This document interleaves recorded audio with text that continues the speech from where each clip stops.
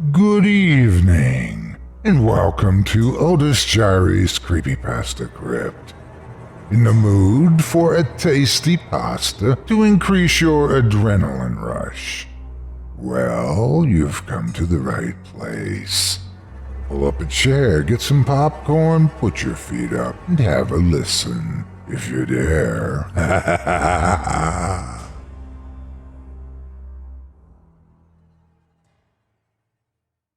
The Dark Unity by B.T. Joy. Narrated by Otis Jiry.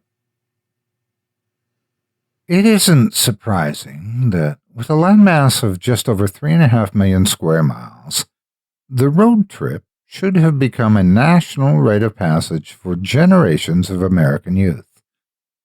The near-ubiquitous proliferation of the Stars and Stripes, fluttering on the heights of every Capitol building, landmark, and street corner, ties the states together like the family quilts that the pioneer women started in their westward wagon trains and that their great-granddaughters were still adding squares to in the California Dust Bowl, making one continuous entity from a diverse mismatch of assorted materials. That's what America is, a family quilt. 3.5 million square miles of some of the planet's most diverse flora and fauna, maundering sprawls of saguaro cacti, the delicate yellow sorrel and pokeweed of New England, brown bears, curlews, alligators, jaguars, and katydids, a carpet of life from sea to sea, grumbling and hooting and chattering in their 1,000 separate ecosystems, the tropical wetlands, the backbone of mountains, the arid deserts and water-sculpted canyonlands, the rushing oceanic grasses of the Great Plains, and the tundras of Alaska. It's sometimes hard to believe that such astounding diversity could be strung together by a few flags and songs, and for Jennifer Teely in particular, it was getting harder and harder to envision the unity underlying things. Unity. That's what everybody wants, after all. To feel a part of something bigger, something that doesn't stop at the boundaries of the skin. Jennifer had even been stupid enough, or maybe she just wanted it enough, to believe that Brian was going to propose that night. They'd gone up to the motel on Desmond Street. They'd been regulars there since Jennifer turned 18. So stupid. She remembered sitting on the bed. She remembered how Brian had looked worried about something, and how he'd sat down beside her like a mortician. His face was broody and regretful in the cold, air-conditioned light. He'd taken her hand. "I'm sorry, Jenny," he said. "It just happened." Jennifer blinked. Her eyes stung with tiredness. It was midnight now, and the black of the sky was only discernible from the black levels of the lowering mesas by the faint white aura that the starlight painted on the highest point of each ridge. They'd passed the state line with New Mexico around 10 minutes back, and Carla assured Jennifer that they'd be in bed in a motel in Gallup before 1 a.m. "What are you thinking about?" Carla asked, keeping her eyes on the soft orbs of illumination the headlights made on the dusty road ahead. Jennifer turned in her car, away from the starlit mesas.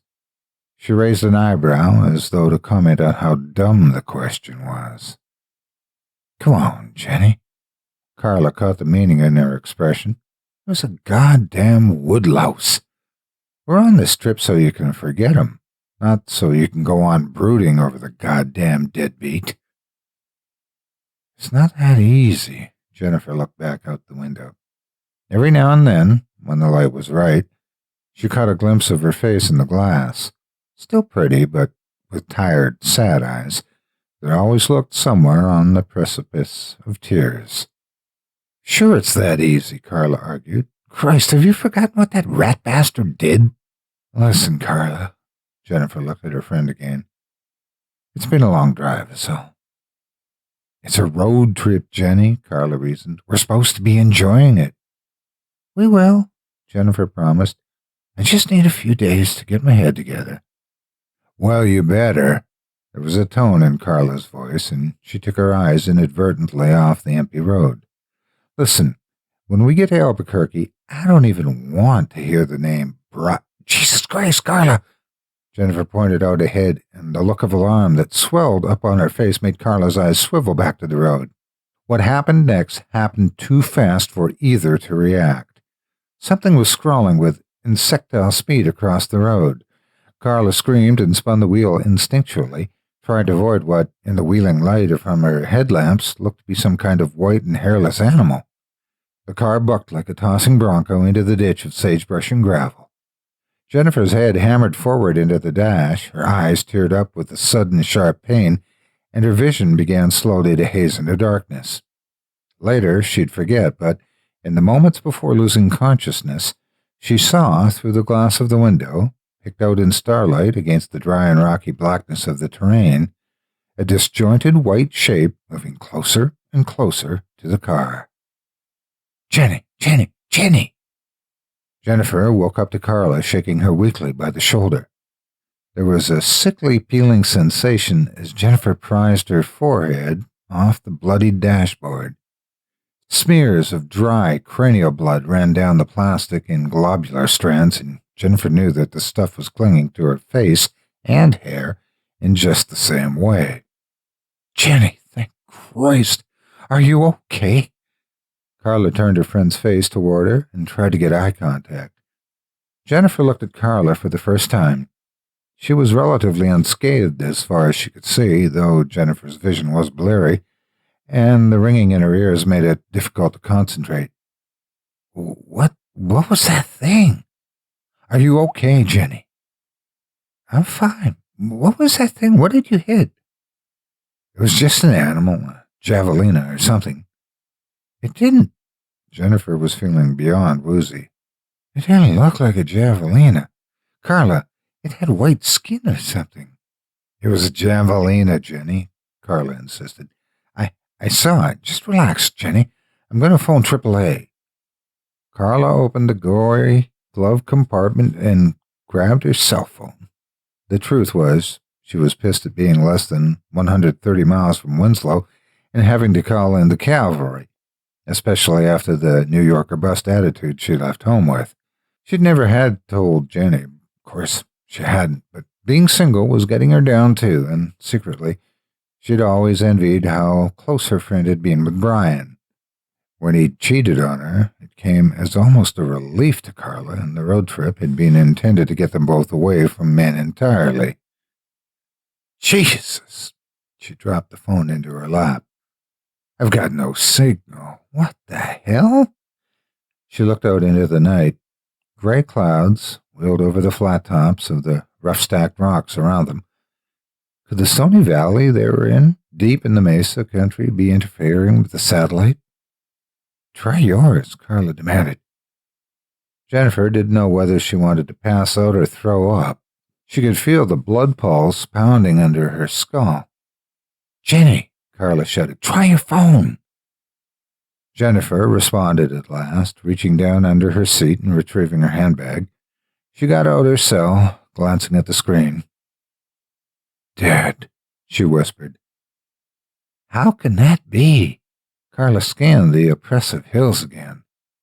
The starlight winked down at them, and the black mesquite shuddered in a cool desert wind. Jennifer closed her eyes. In there, in the darkness, she saw a white collection of bone-like limbs limping and crawling over the gray concrete in the full glare of Carla's headlights. A frill of spines, like the spines of an adult javelina, ran chaotically down the length of its naked back. Its face was tucked under its body, and its features, almost human, were lost in the utter shadow. What are you thinking about? Carla demanded. Jennifer looked at her. I was thinking about Brian, she lied. Seriously? Carla was livid. You're bleeding from your head. We've broken down in the middle of New Mexico. There's no signal on our phones, and you're thinking about Brian? Jennifer's eyes were getting glazed. Oh, to hell with this. Carla opened the car door sharply and made to exit. I'm going out to flag down a car, she said. If we can just get some help pushing this hunk of junk back onto the road, maybe we'll get to Gallup before dawn. Jennifer watched her friend leave and heard the door slamming behind her. She rested her head on the headrest, and after a moment, she tugged a mirror down to look at her face. Jesus Christ, she was a mess. The head wound wasn't bad enough to cause any real worry, just a sickle-shaped gash on the forehead, but the blood made it look worse than it was. She touched her skin. The drying redness broke off in powdery flakes under her fingers and nails. This was supposed to make her happier. The road trip. It was supposed to mend things, make her forget about Brian, make her whole again. She closed her eyes. Hell, she'd been tired since they'd left Winslow, and now she was exhausted. She could hear Carla's driving flats tapping on the cold New Mexico road. She was pacing up and down out there, waiting to thumb down some help. Apart from the sound of Carla's shoes, there was nothing but a dull pounding in Jennifer's ears. She knew she was useless, and so she just tilted her head back against the headrest again, drifting off slowly into sleep. Maybe it was the javelina, or maybe it was the onset of concussion, but the strangest music pulled Jennifer into the dream. I'm a hog for you, baby. Can't get enough of your love. I'm a hog for you, baby. Can't get enough of your love. When I go to bed at night, that's the only thing I'm dreaming of. Her dream body was at the carnival that came around Winslow some years, the one she'd been to before her daddy left home. She hadn't seen him much after that, but somehow the dream logic told her he was there with her, in among the middling bodies. In the close air, she could even smell the Lucky Strikes he used to smoke out of boredom, and the red amusement lights that fell on the passing people made their assorted clothes appear like the red-covered overalls he bought home in a bag each evening from work. She followed the music, the steady and vibrant rhythm of the guitar. She followed it through the crowded alleys between the flag-strewn stalls, the hot dog stands, and the duck chutes and the guess-your-weight pavilions. I'm a hog for you, baby, can't get enough of your love. I'm a hog for you, baby, can't get enough of your love. When I go to bed at night, that's the only thing I'm dreaming of. There was a shriek of crazy laughter. A masked woman tilted up her head. Beyond the tight ring of spectators, another woman, this one in a pink leotard, was leading a line of fat male pigs up the steps of a ladder to nowhere. They jumped, each in turn, off the ladder, bouncing once on a strategically placed trampoline and rolling like a ball of so much meat behind a white curtain. I'm a hog for you, baby, can't get enough of your love. I'm a hog for you, baby, can't get enough of your love. When I go to bed at night, that's the only thing I'm dreaming of. Jennifer looked away from the pig curtain. She saw a strong man lifting weights of butchered meat. The shoulders of his leopard-print furs and the eggish top of his bald and thick-veined head were smeared here and there with blood. Jennifer looked past him, past the vendors and the fortune-tellers to the little stage made of plywood orange boxes, from where the music was spilling down into the lightly swaying crowds. Jennifer's stomach dove in the dream. The crowd was made up of a dozen identical couples. Each girl was different, but each man that held them tightly and swayed into them from behind, they were all Brian. On top of the orange boxes, Carl Gardner was standing in a light blue suit and a red striped bow tie. He held the mic close to his mustachioed lips. He was swaying, and to his left and right, in identical suits and ties, two men-like shapes with the grunting heads of javelinas plucked at their acoustic guitars and sang their snorting accompaniments. Carl Gardner continued to sing to the swaying girls and the swaying Bryans. One little piggy ate a pizza, he sang. Yeah, the javelina men sang in their own mics. One piggy ate potato chips. Yeah, but this little piggy's coming over your house. He's gonna live in your sweet lips. Suddenly, a sound, something between a dry cackle and an awful scream, filled the demented carnival of her dream. Jennifer's eyes swirled madly, painfully back to the stall where the ring of people stood. The woman, in the mask was screaming, and Jennifer felt a pain in her chest as she began to see the reason. The pig curtain. The pig curtain was covered in blood. The strong man had dropped his side cuts of butchered meat and was standing behind the curtain. The pigs still climbed the ladder to nowhere. The Bryans and their dozen conquests rocked on their heels. Carl Gardner sang louder, and the javelinas snorted out their affirmative yes. The pigs bounced once on the trampoline. Their bodies landed behind the curtain like fat skins full of hot, pulsing blood, and the strong man, a butcher just like Jennifer's daddy, began with ruthless method to saw through the squealing animals, cutting his way through muscle and bone, separating legs from torsos, splitting the ribs from chest to navel, slicing through the hollow cords of jugular and carotid. Jennifer didn't know whether to pass out or throw up. But something terrible made her stumble forward through the sweating, laughing, screaming crowd. She didn't want to, but hands shaking, she pulled back the pig curtain, heavy as it was with warm and greasy blood. She watched her daddy, the strong man, holding down the body of a crippled javelina.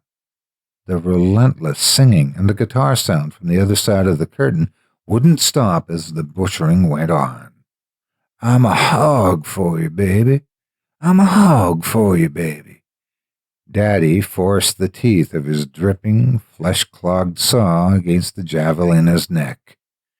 The javelina's eyes rolled back into its hoggish, greedy skull as it squealed out its last instructions to the butcher in a slobbering dialect of Spanish. "Cortarme, cortarme, cut me, cut me, cut me." Jennifer forced her hand against her mouth to stop from screaming. The butcher put his shoulder into the stroke. The ragged blade burst into the animal's neck, sending fountains and sprays of hot blood flying over the crude butcher's block.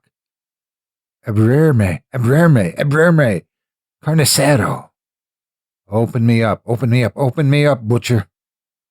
The butcher forced the saw back and then forward again, more roughly than before. The neck was nearly halfway detached from the shuddering fat of the body. The javelina squealed with delighted laughter. "I'm a hog for you, baby. I'm a hog for you, baby. Abrir, abrir, abrir, carnicero." It was screaming in something like erotic passion. Then the saw blade cut through its neck entirely. The lights of the carnival died in an instant. There was nothing now but the darkness and the distant starlight. The band had stopped playing, the music was replaced by silence, and the thronging carnival crowds with an intense absence.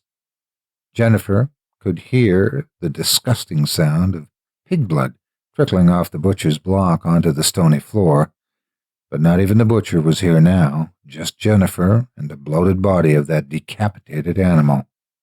But still, she could hear something. A little wet and muffled sound happening inside the rolls of slurry-fed fat. She moved closer, and she didn't know why. She found herself touching the ragged stump of the creature's severed neck. She could see the mangled intersection of its throat and the ruined tubes of its arteries. She pressed her fingers closer into the pudgy, warm dampness. She couldn't believe it, but in there, deep inside the javelina's dead carcass, Jennifer could hear the low and insectile whining of a living organism, as though some tick or gutworm were twitching and writhing and talking under the animal's butchered skin. She tried to listen to the wet, slobbering sounds that seemed to grow closer each moment to the mouth-like wound where the hog's head had been. "Libere me. Libere me." Jennifer couldn't move, couldn't turn or run. Every muscle in her body tensed as though through some electrical stimulus. All she could do was watch as something large and spherical began to bulge up under the animal's red chest, balling itself intently against the now wide-open gullet. Inside the pig, whatever it was still trying to talk. "Libere me. Libere me." Jennifer retched, finally gaining enough strength, and stepping away from the disgusting show. As she moved, the cadaverous javelina moved too. Something bone-pale and rife with wormish putrefaction was rolling up and out of the throat of the butchered beast's headless neck, just like a massive white egg might roll bloodily out of the birth canal of some detestable bird. Jennifer forced her hand against her mouth again, biting down on her tongue to stop from screaming. The eggish white head lolled, red and sodden, out of the pig's throat. Then its horrific whiteness turned toward Jennifer. Partially healed scabs covered its sightless eyes, but Jennifer knew somehow that, despite its blindness, the thing inside the pig, the thing living inside the pig, could smell her on the wind from a mile away. Its white face, drawn and corpse-like, contrasted repulsively with its black mouth. Its cracked lips opened wide as the eyeless face stared at her, and Jennifer saw that inside its mouth there was nothing, no teeth, no gums, nothing but an immense profusion of tangled black and wiry hair. "Liberami," it choked, almost pathetically, through the slobber-coated black wires that plugged its rancid mouth. "Liberami, liberami, liberami. Free me, free me, free me, Jennifer." Jennifer opened her eyes. She was frowning hard, and her head hurt more than it had ever had. Outside, the black sky and the black starlit mesa was silent as a grave. No sound at all, in fact, except the languageless wind that blustered around the old mesquites, ignorant of both English and Spanish. Jennifer breathed as steadily as she could, trying to settle her raging heartbeat, trying to forget the dream. She looked out of the window, and for a moment, she was able to zone out the car and their cell phones and whether or not they'd get in touch with AAA. For a moment, there was only the deep blackness of the land around New Mexico. No, not that. The land before it was New Mexico. Before any explorer from Basque Spain ever set foot in this country in search of gold. Or further back still, before the Navajo and the Apache settled here. Right way back, before the ancient Mongol, and when this was all just mesa and wild, dark wind.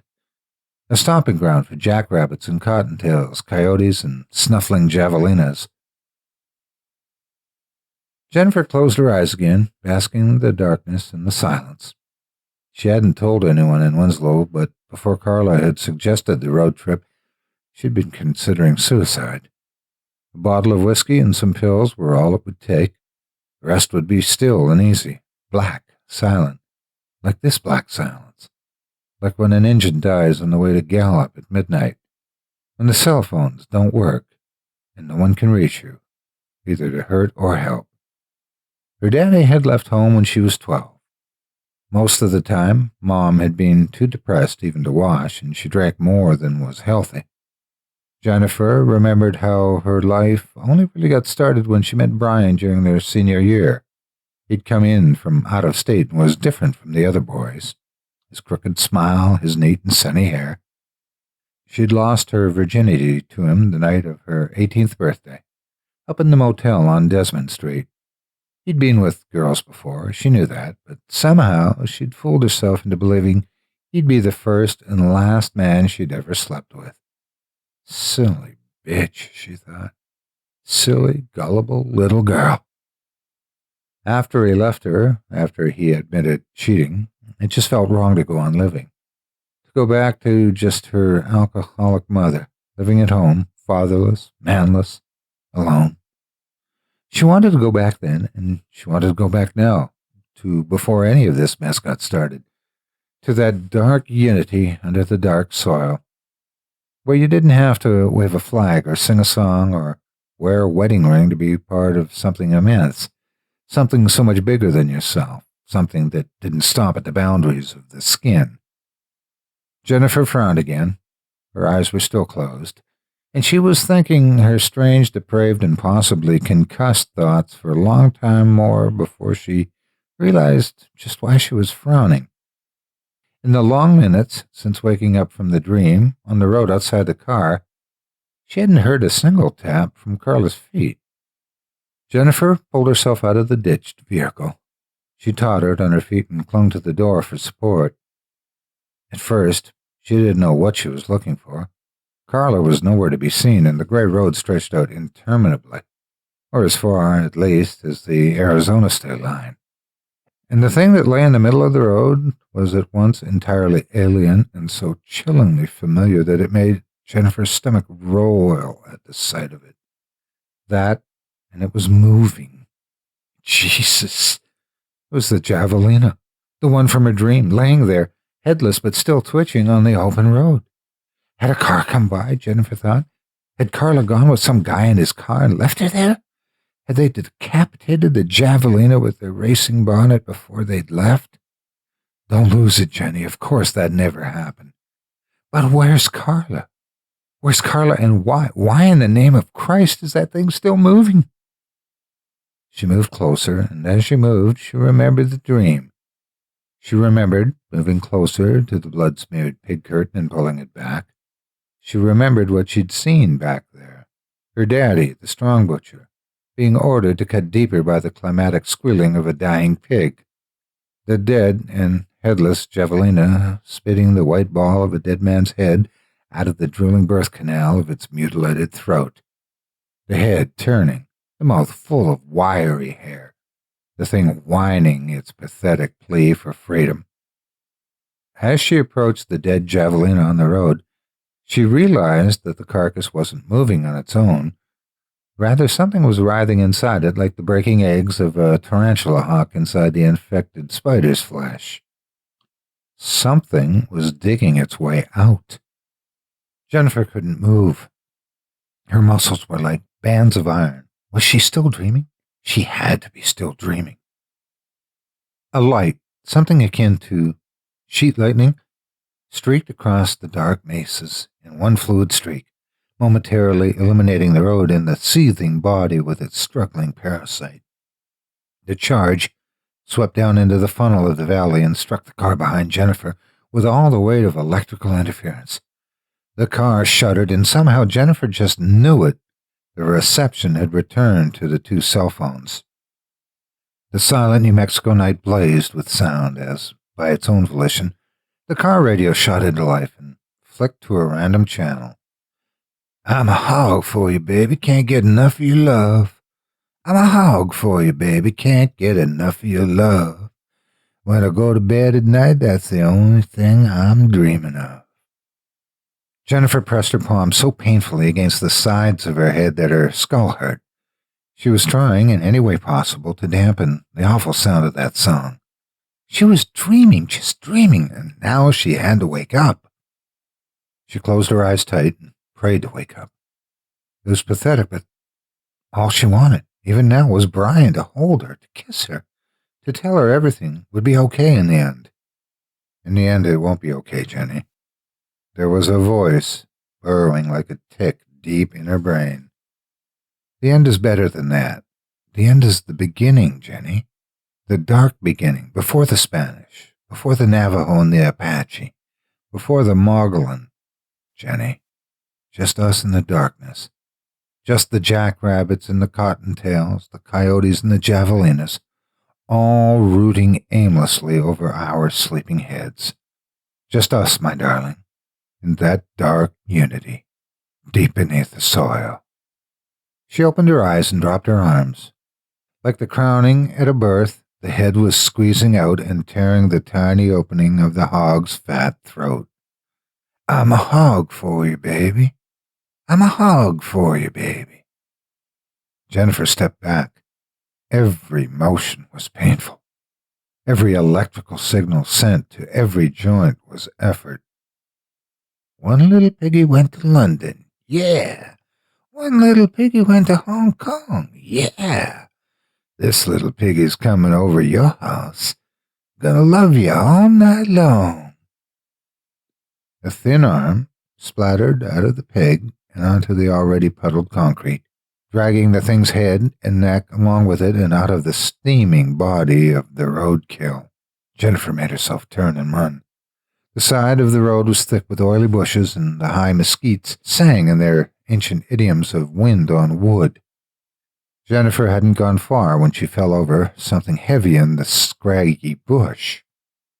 The thorns dug into her, drawing blood, and as she turned, she saw the thing she'd stumbled over as a mangled mess among the dusty-colored foliage. The spines of the bushes were black with recent blood, and Carla was lying there, staring vacant-eyed at the distant blue points of the overhanging starlight. Jennifer screamed. Then she screamed again as the thing rose on the road behind her. It was hefting its skinny, floating weight into an upright, though crooked stance. Its square feet shuffled as it righted its naked body on the concrete, turning itself to face Jennifer. It tilted its eyeless and weeping face upward. Even in the dull starlight, Jennifer could make out the wretched ooze of white worms that wriggled on its bald head like a thin crop of hair. It sniffed and snuffled at the desert wind. "I'm a hog for you, baby."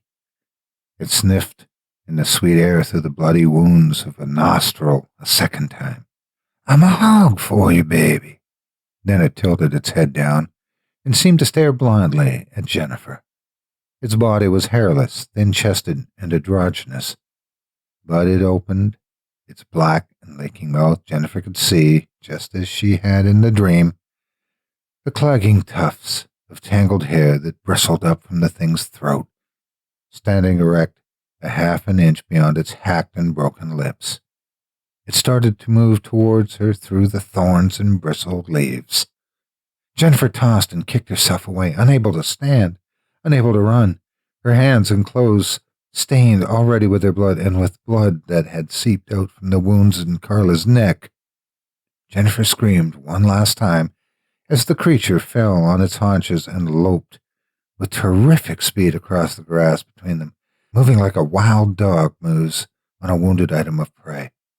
She was still screaming, begging, and moaning under her breath, her hands slipping feverishly off the creature's slimy, gore-covered flesh as it bore itself down on her, pressing its sightless mass of festering, writhing, slobbering hair closer and closer to her face. "Bessamy," it chanted, "Bessamy, Bessamy. Kiss me, kiss me, kiss me." The hair in its drooling mouth began to grow at a preternatural speed. Not hair at all, but 1,000 tiny black antennae, trashing and probing at Jennifer's soft lips. Jennifer cried and tried to call for help from the road, but it was too late. The hair from its mouth was growing into her mouth. Each hair found a partner, fusing to a fibrous taste bud, burrowing into the enamel of a tooth, strangling her pulsing red tongue with ivy wreaths of coarse blackness. It kept on, kissing, kissing, until there weren't two mouths at all, but one connected funnel of wet fur between its face and Jennifer's. Then Jennifer felt it as the thing's white skin followed, growing itself into her clothes, ingesting cotton and polyester, eating the silk of her underwear, devouring her skin and her muscle and her yellow cells of fat, mingling their two fleshes into one form. The last thing Jennifer ever felt was the waterless soil of the New Mexico mesas as it slowly and lovingly wrapped their two rutting bodies, hers and the thing's, in the silent blackness of its embrace. It isn't surprising that, with a landmass of just over 3.5 million miles, the road trip should have become a national rite of passage for generations of American youth. It's about finding yourself, you see, claiming your identity, becoming part of something bigger than yourself. This land itself is nothing more or less than a collection of far-flung topographies brought together like a family quilt by the needle and thread of flags and songs. And there are things even older than nations that have been moving through the soft and starlit nights of these mesas since before Columbus set foot on San Salvador. They have no exact shape. All shapes are their shapes. A year ago, a javelina, The year before, a coyote, and the year before that, a jackrabbit or a cottontail. Time passes so softly in a place without people. Spring break again, and a car bombs south along the starlit roads, the historic Route 66 drawing in the young like zappers drawing moths. It's an open top, and the young couple can smell the mesquite trees and the rush of the wind. They stop the car in the hollow between the hills. The place is so romantic, and the blue stars show off their 100 constellations excellently here. They laugh excitedly and hold each other when the sheet lightning rockets, like fizzing magnesium, over the high ridges above their heads, an electric pulse falling like static into the small tunnel of the valley. Gallop can wait, they think. He holds her into his body from behind. In her open-top convertible, the one her parents bought her for getting into Columbia, they haven't noticed that the radio's stopped working and the solenoid is fried. And in their pockets, both their cell phones blink red with no signal signs. She shields her eyes and squints into the snarls and shadows of the bush. It's almost like she can see something moving out there. "What's that thing?" she asks. He smiles and kisses her neck. "Just some animal," he answers.